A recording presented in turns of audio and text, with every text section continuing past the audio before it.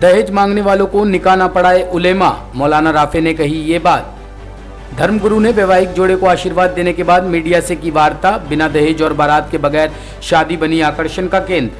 मुस्लिम धर्मगुरु मौलाना राफे ने कहा कि बारात शब्द ना तो कुरान में है और ना ही हदीस में है। बारात ले जाने वाले लोग सीधे मुजरिम हैं।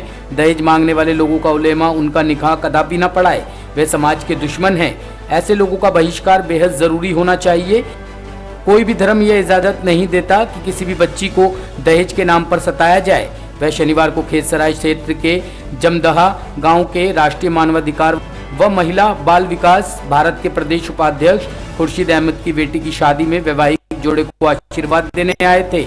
मौजूदा पत्रकारों से बातचीत करते हुए मौलाना ने कहा कि दोनों परिवारों को सामर्थ्य होने के बावजूद भी यह दहेज रहित विवाह किया गया है। उनकी जितनी भी तारीफ की जाए कम है। शादी को सादगी से करना चाहिए। बेटियां अल्लाह की रहमत है।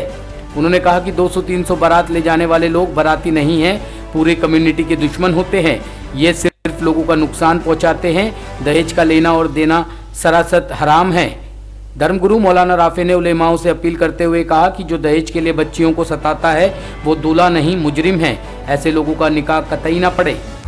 इन लोगों ने जो एक मिसाल पैदा की है, जिनके पास हर वसात होने के बावजूद इन लोगों ने जो सुन्नत के मुताबिक आज शादी की है, आज दिल बाग बाग हो गया कि इसी तरह लोग शादी करें।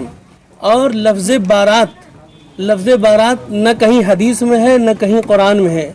ये लोग जो 100 लोग 200 लोग 300 लोग बारात लेके जाते हैं, ये बाराती नहीं होते, ये मुजरिम होते हैं। ये लोगों का नुकसान पहुंचाते हैं। बच्चियां एक बाप बेचारा ज़िंदगी भर पाल के और दूसरों के हवाले कर देता है और आप उसके घर जाते हैं, उसको परेशान करते हैं। ये किसी मजहब के अंदर इसकी इजाज़त नहीं है कि किसी बच्ची को सताया जाए।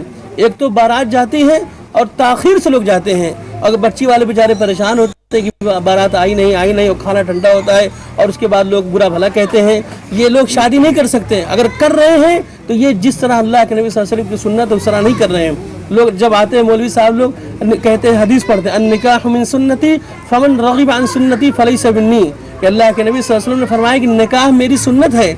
लेकिन खाली इसी पे अमल होता है, निकाह मिन सुन्नती, कि निकाह मेरी सुन्नत है, लेकिन फमन रग़िब अन सुन्नती फलैसा मिन्नी, कि जिसने मेरे निकाह से एराज़ किया वो मुझ में से नहीं है। सब एराज़ करते हैं, सब जो है रस्म व रवाज ये सब बिदआत सब करते हैं और सब इस हदीस की मुखालफत करते हैं। इसीलिए शादी को एकदम सादी बनाइए। और जहेज़ के नाम पे अगर कोई शख्स कोई ये डिमांड कर दे कि मुझे जहेज़ चाहिए, तो बड़े बड़े उलमा से मेरी दरख्वास्त है ऐसे लोगों का निकाह न पढ़ाएं। ये मुजरिम है, ये दूल्हा नहीं हो सकता जो बच्चियों को सताता है।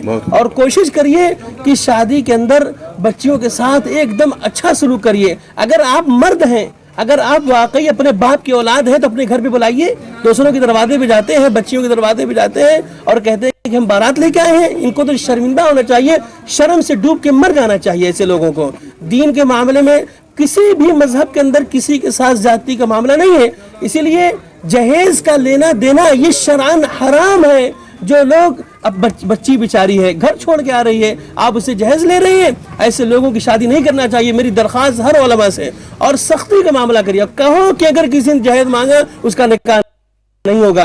तो हम लोग कोशिश करें कि इनमें बढ़ चढ़ कर हिस्सा लें, कि अपने घरों के अंदर जब शादी करें तो सादगी के साथ शादी करें। और ये जान लीजिए मेरी बात, जब आदमी शादियों में खूब फजूल खर्ची करेगा और खूब पैसा खर्च करेगा तो ये जान लीजिएगा कि ज़िना माशरे के अंदर आम हो जाएगा।